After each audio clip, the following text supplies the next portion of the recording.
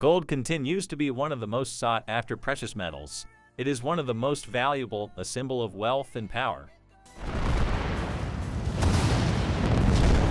To obtain it, miners must process tons of rock.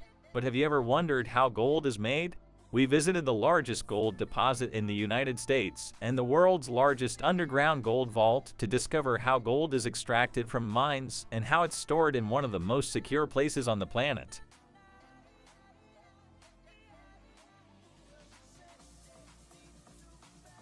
Billions of years ago, a meteor shower hit the planet and brought with it gold. Everything it brought remained buried until miners arrived, sparking the fever for this shiny gold metal.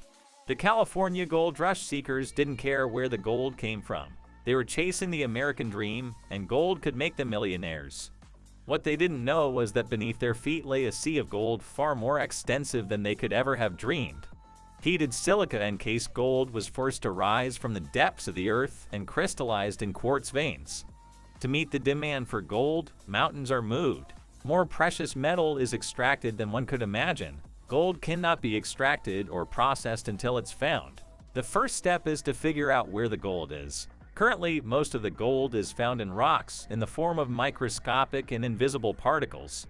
Northeastern Nevada is home to the largest gold deposit in the United States. The tool needed to find rocks containing gold has been replaced by a massive electromagnetic system, a massive metal detector that roams the skies. It sends a signal capable of detecting magnetized sand and all its related components hundreds of meters underground. Gold is often found in this sand. Aerial exploration is an expensive method but can narrow down the search.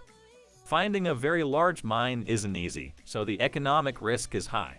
Out of every 1,000 prospects, less than one yields results. When they locate a vein, the drillers begin their work. These machines can drill up to 2 kilometers deep into the rock. The gold mine in northeastern Nevada is the second largest gold mine in the United States. It belongs to Barrick Gold, the world's largest mining multinational. It consists of 2 mines, an underground one and an open-pit mine, over 80 meters wide and 450 meters deep. Every day, 6 tons of gold containing limestone are flown. When they perform a blast, they first drill into the rock and then insert the explosive, which is made from ammonium nitrate combined with fuel. They use between 700 and 900 tons of ammonium nitrate and 600,000 tons of pulverized rock each time. Each ton of ore may contain only 3 grams of gold. A substantial amount of rock is needed to produce a gold ingot. Millions of tons of rock are needed for a single ingot. Billions of dollars are required to extract this mineral. Nowadays, gold is priced at around $63 per gram, and miners spare no expense. This shovel is the largest in the world and costs over $20 million, making it also the most expensive. The hauling trucks can carry up to 270 tons of ore, and the shovel loads a ton in 3 scoops. A truck arrives empty and leaves with a full load in just a minute. The trucks unload the ore. The conveyor belt deposits the ore into a giant rotating drum. Inside, massive steel balls grind it into powder. The rock is crushed until it becomes sand and is mixed with water to form a kind of slurry. Huge deposits are then used. For the next stage, small amounts of cyanide are added to form a very diluted solution. Cyanide is one of the few chemicals that dissolve gold. Small fragments of carbon are then added to trap the gold from the solution and separate it from impurities. The gold solution is then treated with electrolysis. An electric current causes the gold to deposit on the negative electrode or cathode. In the Nevada mine, there are tons of gold that cannot be extracted through open-pit mining. So they go underground, a much more expensive and dangerous search. Half a kilometer to reach a dark and strange world formed by a network of 80-kilometer tunnels. The average temperature down here is 60 degrees. The mine boasts one of the largest air conditioning systems in the world. To extract gold, the same technique as open-pit mining is used. First blasting, then shovels collect the ore and sift the falling rock to fill the truck.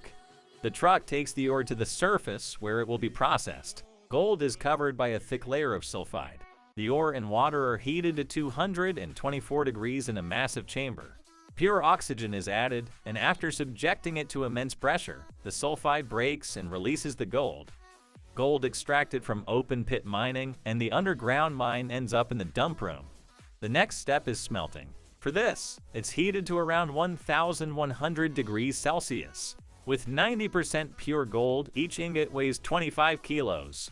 But to obtain it, miners must process up to 8,200 tons of rock.